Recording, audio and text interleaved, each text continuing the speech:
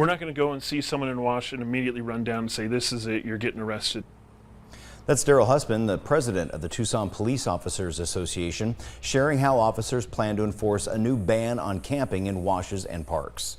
We told you Tuesday the Tucson City Council passed a new ordinance making it illegal to set up a place to live in parks and washes. It also created criminal penalties for doing so. 13 News reporter Sean Mahoney has more.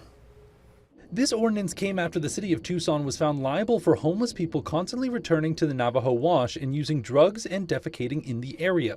Several people at Tuesday's city council meeting, though, voiced their concerns about the ordinance. Where are they supposed to go? Federal support is being cut across the board with the current administration. HUD housing, unfortunately, is not a realistic solution for most. Shelters have difficult intake processes and force them to abandon their pets and belongings, with often no guarantee of a long-term stay.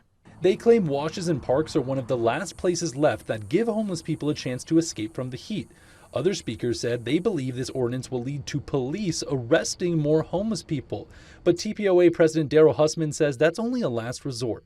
When it comes to the washes, please understand our first go-to is not arresting. What they do is they go out and try to help make sure that they get resources and different communities, partners engaged to help these individuals. And if all those fall short and they refuse all the services, then now with this ordinance, we now have a tool to be able to do enforcement, but we hope it never gets to that point. So what will happen when officers spot someone camping where they shouldn't be? And we just have a normal conversation and say, hey, here's the rules, here's the law, here's the result if you don't follow.